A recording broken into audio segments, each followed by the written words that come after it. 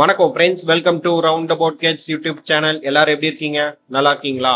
ஒவ்வொரு நாளும் ஒவ்வொரு கோயிலை பத்தி டீட்டெயிலா இந்த சேனல்ல பார்த்துட்டு வரோம் இல்லையா? இன்னைக்கு நம்ம பார்க்க போற திருக்கோவில் செங்கல்பட்டுக்கு அருகில் உள்ள புலிப்பாக்கம் எனும் ஊரில் உள்ள அருள்மிகு ஸ்ரீ வியாக்கரபுரீஸ்வரர் திருக்கோவில். இந்த கோயிலை பத்தி டீட்டெயிலா தெரிஞ்சுக்கலாமா? இந்த கோவிலின் ராஜகோபுரம் கிழக்கு நோக்கி உள்ளது. கருவறைக்கு எதிரே நந்தி மண்டபமும் பலிபீடமும் உள்ளன.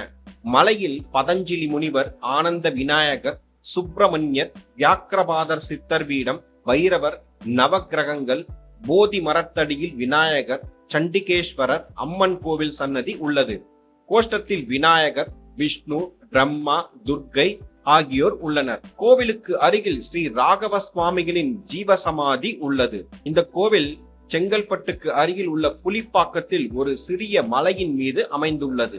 இந்த கோவில் கருவறை அந்தராளத்தை கொண்டுள்ளது. கருவறை 3 பட்டா குமுதம் கொண்ட பாத பந்த அதிஷ்டானத்தில் உள்ளது. அதிஷ்டானம் முதல் பிரஸ்தாரம் வரை கல்லால் கட்டப்பட்டது. நகர விமானத்தின் மேற்கட்டுமானம் செங்கற்களால் கட்டப்பட்டு உள்ளது. சோழ மன்னன் ராஜராஜன் காலத்தில் கட்டப்பட்ட இக்கோவில் அதிஷ்டானத்தின் குமுதத்திற்கு கீழே கல்வெட்டு உள்ளது. புதுப்பித்தலின் போது கற்கள் இடம்பெயர்ந்து கல்வெட்டுகளுடன் கூடிய 2 துண்டு கற்கள் கருவறைக்கு அருகில் விடப்பட்டு அதிஷ்டானத்தில் பயன்படுத்தப்படவில்லை. புராணத்தின்படி வியாக்கிரபாத முனிவர் மலர்களை பறிப்பதற்காக மரங்களில் ஏற புலியின் காலை பெற்றார். எனவே இறைவனை வியாக்கிரபுரீஸ்வரர் என்று அழைக்கின்றனர். இந்த புராணத்தில் இருந்து புலிப்பாக்கம் என்ற பெயர் பெற்றிருக்கலாம் என்று நம்புகிறார்கள். கோவில் திறந்திருக்கும் நேரம் காலை 6 மணி முதல் 7 மணி வரை திறந்திருக்கும். இக்கோவில் செங்கல்பட்டிலிருந்து தாம்பரம் செல்லும் வழியில் புலிப்பாக்கம் எனும் ஊரில் அமைந்துள்ளது.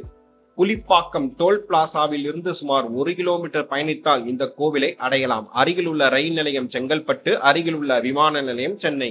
மீண்டும் ஒரு நல்ல பதிவில் உங்களை சந்திக்கிறேன். இந்த வீடியோ உங்களுக்கு பிடித்திருந்தால் லைக், ஷேர், சப்ஸ்கிரைப், கமெண்ட் செக்ஷனில் கமெண்ட் செய்யவும். நன்றி, வணக்கம்.